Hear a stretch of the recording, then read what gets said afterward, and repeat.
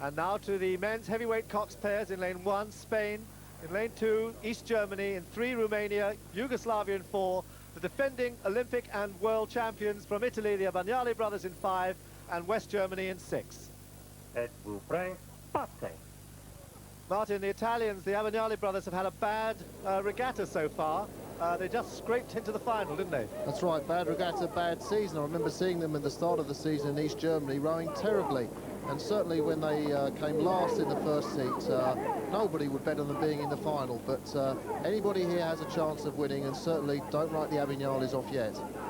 Well, it's surprising for the Abagnales to be actually led in the first part of the race. They like to go out very, very hard and fast for the first 500 metres and then watch the rest of the field for the rest of the race. But here they're lying, well, third.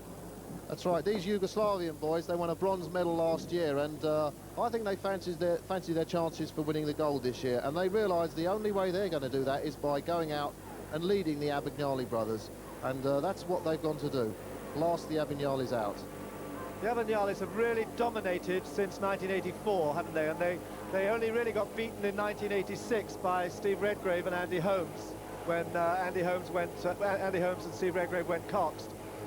That's right, they've lost twice, in fact. They've been rowing for 1981 and only been beaten in 83 by an East German pair and in 86 by Redgrave and Holmes. But otherwise, undefeated champions of coxed pairs, two of the greatest rowers of all time. These are the Yugoslavs. They've gone out in a very, very determined way. National heroes in Yugoslavia last year when they won their bronze medal. Also won the regatta in Lucerne, which 5 crews finished within something like 0.08 of a second, one of the closest finishes of all time. That's East Germany on the far side there, just in the picture, and the Italians, the Abagnale brothers, beginning to move back again on the Yugoslavs. And that's a good shot there from behind of the Abagnale brothers, dead centre in their lane. And they've pulled up just about level, and going past. Nothing that the Yugoslavs can do about it. The Italians are so dominant, and they are back with a vengeance. The little cox there, DiCaprio, one of the great characters in the world of rowing. He doesn't need a microphone to talk to his crew. He shouts, he gesticulates, and you watch him jump up and down in the boat at the end of the race if they happen to win. Martin, what is the course like here compared to other courses that you've known? It's one of the fairest and most beautiful courses that I've ever seen or raced on. Certainly well worth the effort of bringing all those competitors thousands of miles here. Whatever else, it's a fair course, and you can see that by the standard of racing we're getting here today. And the Abagnale brothers now establishing that lead as they go through the 1,000 metres, and that is a crew to savour, that is a crew to watch. They are so beautifully together, so powerfully together. But watch on the far side there, the big Spanish crew, huge man at stroke. They have been working very well all season, and they're now challenging the Italians. They're challenging these Germans. Both East Germany and Spain half a length down on the Italians. But it's going to be hard to beat the Italians. Once they're in front, they are very hard to pull back.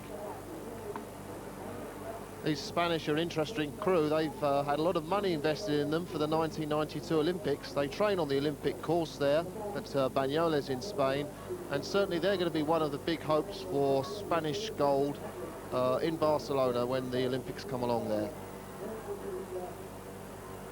The Italians holding them off.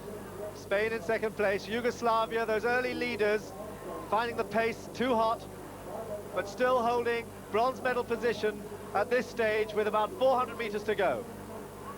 Just look at the upper body strength in the Italians. Tremendous big barrel chests, and they're really using that to good effect to drive the blade cleanly through to the finish. They actually look a totally different crew to the one I saw come last in the heats. Amazing way to pull a race out of the bag. They're not tall men, are they? They're, what, about 6 foot, 5 foot, 11, 6 foot? They're only around about 6 foot. They don't score very high scores on the rowing ergometer, which is unusual for coxed pair oarsmen, but they row technically very, very well, and really that's why they're in front of the rest of the pack today. But those Spanish are pushing them very, very hard. I mean, the Spanish have now moved back to about a half a length down. They're pushing them all the way, and the cox now really calling for the last part there. You see his hand up. He's a real showman, and now they're beginning to open it up. They've had a bad season, but it's all come right today. Look at the crowds on the bank. They're opening up again now from the Spaniards. The Yugoslavs hanging on very well in third place. Giuseppe wants it. He's calling for it. And they're moving away. They're moving away now. But the Spaniards are still there. The Spanish, big threats for the Olympics. But it's Italy all the way. Italy from halfway all the way home. And now watch their Cox go mad. He wants that, he wanted it, and they've got it.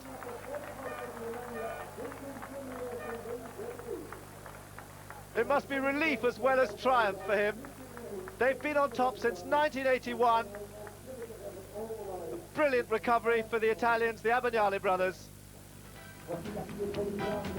So Italy take the title, beating Spain into second place, and Yugoslavia taking the bronze medal.